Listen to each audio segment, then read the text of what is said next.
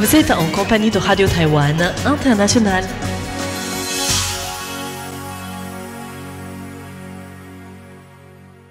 Bonjour à toutes et à tous et bienvenue sur Radio Taïwan International. C'est Sasa qui vous accueille pour vous présenter le programme de ce jeudi 23 octobre 2025.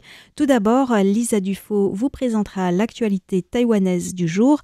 Je vous rejoindrai ensuite pour le décryptage de la rédaction. Ce sera la deuxième partie de l'interview de Grégoire Ramé, dont les recherches en doctorat à Sciences Po Paris portent sur la filière d'extraction du sable à Taïwan. Dans l'émission Taïwan en ébullition, François-Xavier Boulet vous parlera de cobots, des robots collaboratifs développés par Techman. Et enfin, pour celles et ceux qui nous suivent sur Internet, dans Graines de Business, Valentin Floquet vous parlera de Instapods, start-up taïwanaise qui génère des podcasts par l'intelligence artificielle.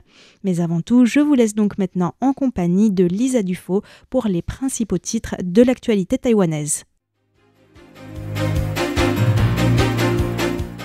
À Taïwan, le shutdown aux États-Unis laisse planer le doute sur l'approvisionnement en équipement militaire.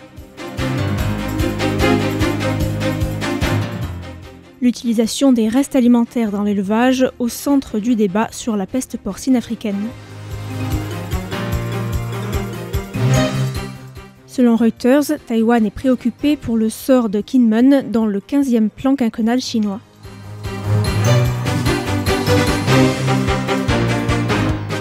Bonjour à tous et bienvenue sur l'antenne française de Radio Taïwan International. Ici Lisa Dufaux pour vous présenter le journal de l'actualité de ce jeudi 23 octobre.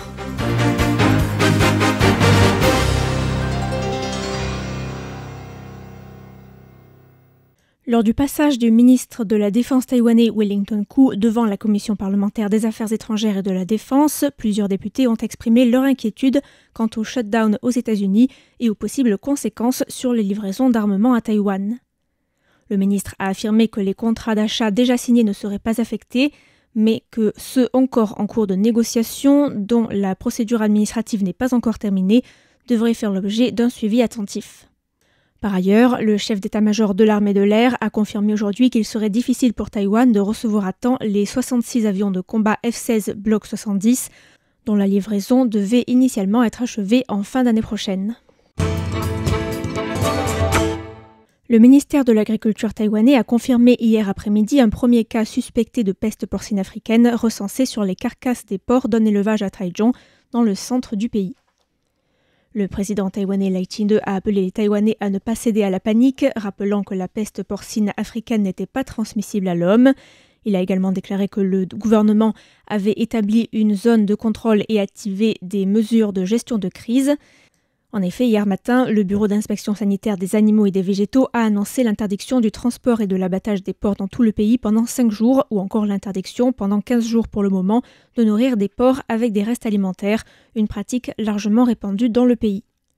À Yunlin, plus gros producteur de porcs du pays, avec plus de 1200 élevages porcins, l'utilisation des restes alimentaires pour nourrir les porcs a été interdite en 2018. La chef du comté a souligné le risque que les porcs soient contaminés par des restes de viande contaminés importés depuis l'étranger et a appelé le gouvernement central à bannir cette pratique de manière permanente. Le ministre de l'Agriculture a déclaré aujourd'hui que cette interdiction visait à rompre la chaîne de transmission, ajoutant que la question de son interdiction définitive serait examinée ultérieurement. L'agence de presse britannique Reuters a publié aujourd'hui un article suggérant que le gouvernement taïwanais est préoccupé par la possible inclusion de l'archipel de Kinmen dans le 15e plan quinquennal pour le développement économique et social national. L'article cite 2 responsables taïwanais qui indiquent de manière anonyme que Taïwan, je cite, surveille de près la session plénière du 20e comité central du Parti communiste chinois, qui doit se conclure aujourd'hui à Pékin et lors de laquelle doit être discuté le nouveau plan quinquennal dont les détails seront révélés en mars 2026. Les 2 responsables taïwanais cités indiquent que Taïwan se demande si le nouveau plan fera mention de l'approfondissement de l'intégration économique avec Kinmen, un archipel administré par Taïwan mais situé très proche des côtes chinoises. Les 2 responsables ont indiqué que l'inclusion par la Chine de Kinmen dans son plan constituerait une tentative de Pékin d'établir un contrôle juridique de facto sur l'archipel. Un des responsables a ajouté que les relations interdétroits pourraient passer de disputes de souveraineté à une compétition de juridiction. Le ministre taïwanais des Affaires étrangères Lin Jialong a reçu hier après-midi une délégation conduite par la ministre du Tourisme et de l'Environnement de l'Eswatini, Jane Konta Simelan, autour de discussions sur le tourisme, la protection de l'environnement et le changement climatique. Lin Jialong a évoqué son déplacement en Eswatini en avril dernier et notamment la visite du parc national de Lan et le don par le gouvernement taïwanais d'1 million de lilangeni, soit environ 49 000 €, pour refaire la clôture de l'enclos des rhinocéros. Lin Jialong a aussi mentionné l'organisation, en septembre dernier, d'un voyage de prospection en Eswatini pour des agences de voyage taïwanaises afin de promouvoir le tourisme en Eswatini auprès des Taïwanais. Eswatini a comme objectif d'accueillir 2 millions de touristes d'ici 2027 et compte sur l'aide de Taïwan pour atteindre cet objectif. Le Taipei International Electronics Show, le Taitronics et le Taiwan International AIoT Show ont ouvert leurs portes aujourd'hui au centre d'exposition de Nangang avec environ 250 exposants sur place cette année. L'événement, qui est co-organisé par le Conseil taïwanais pour le développement du commerce extérieur et l'Association taïwanaise des fabricants électriques et électroniques, expose notamment les innovations et les produits de plusieurs grandes entreprises taïwanaises et étrangères, et notamment de Yuanshan Technology et de Teco Electric and Machinery. Le salon, qui se tient jusqu'à demain sur le thème AI Innovation Now, fait la part belle à l'intelligence artificielle des objets, aux technologies de communication, à l'automation et à la robotique et à la surveillance intelligente, mais aussi aux composantes électroniques et aux solutions de gestion de l'énergie, avec des conférences pour discuter de ces grands sujets.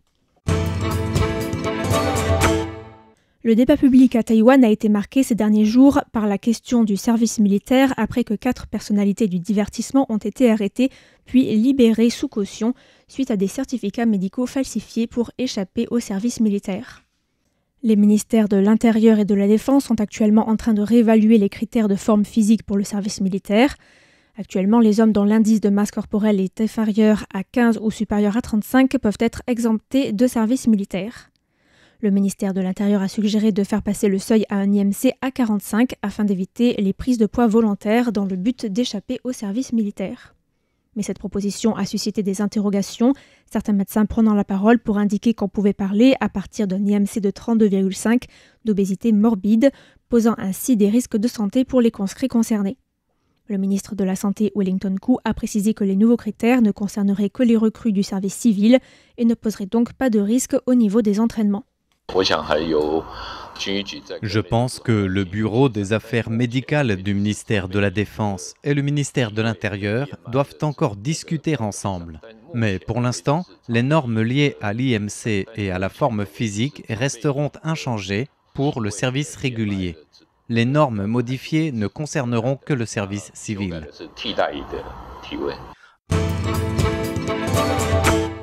Le ministère du Travail a annoncé aujourd'hui une série de 7 mesures visant à améliorer le barème des indemnisations à l'amiable versées aux familles de travailleurs décédés suite à un accident de travail. Les familles des travailleurs décédés sont souvent confrontées au choc de l'accident et ont tendance à se sentir dépassées par les démarches liées aux obsèques et à l'éducation des enfants en l'absence du conjoint. Les familles connaissent et comprennent aussi souvent mal les règles régissant les assurances liées aux accidents du travail, les procédures civiles et pénales et les différents types d'indemnisation. Selon les statistiques de 2024, 30% des indemnités à l'amiable versées suite à des décès liés à des accidents de travail sont inférieures à 3 millions de dollars taïwanais, soit 84 000 €.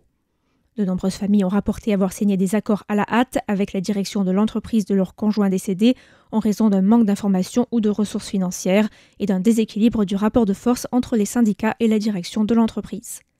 Les difficultés sont décuplées si le conjoint restant est étranger et ne maîtrise pas totalement le mandarin.